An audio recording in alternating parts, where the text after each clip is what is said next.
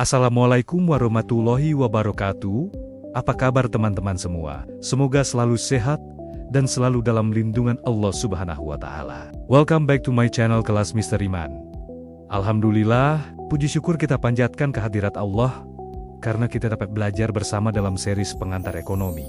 Pada episode sebelumnya, kita telah membahas tentang masalah pokok ekonomi dan sistem ekonomi. Kita belajar tentang apa, bagaimana, dan untuk siapa barang diproduksi.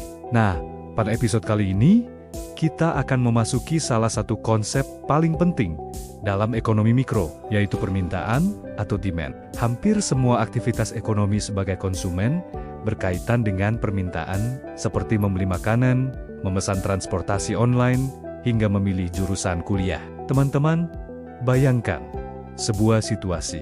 Hari ini harga es kopi favorit kalian adalah Rp15.000 per gelas. Karena terjangkau, banyak mahasiswa membelinya. Namun bayangkan besok harga naik menjadi Rp50.000 per gelas.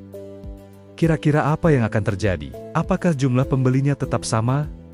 Kemungkinan besar tidak. Sebagian orang akan mengurangi pembelian, beralih ke minuman lain, atau bahkan berhenti membeli sama sekali. Sekarang, bayangkan sebaliknya. Harga es kopi turun menjadi Rp8.000.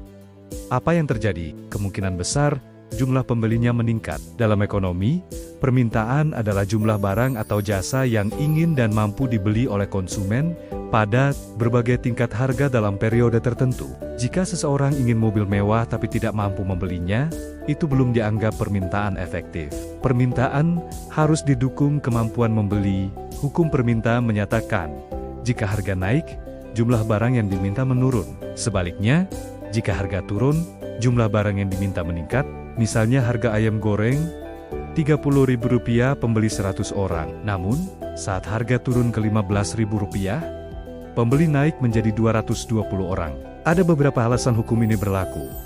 Pertama, efek pendapatan. Saat harga turun, daya beli kita meningkat, sehingga bisa membeli lebih banyak. Kedua, efek substitusi. Jika harga kopi naik drastis, konsumen mencari barang pengganti, misalnya beralih dari daging sapi ke ayam. Ekonom menggunakan kurva permintaan untuk menggambarkan ini. Kurva ini umumnya menurun dari kiri atas ke kanan bawah. Faktor lain juga memengaruhi, seperti pendapatan konsumen. Semakin tinggi pendapatan, semakin besar kemampuan membeli gadget atau liburan. Lalu ada selera. Produk yang viral di media sosial permintaannya akan meningkat tajam, seperti fashion atau minuman kekinian.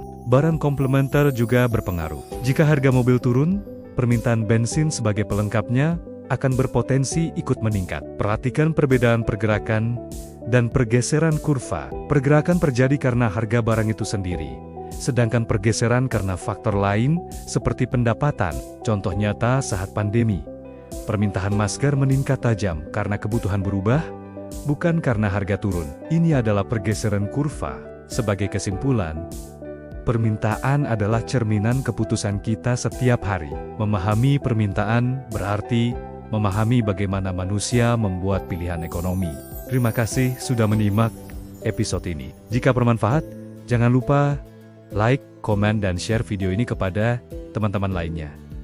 Produk apa yang pernah kalian beli karena viral? Tulis di komentar. Sampai jumpa di episode berikutnya tentang penawaran. Wassalamualaikum warahmatullahi wabarakatuh.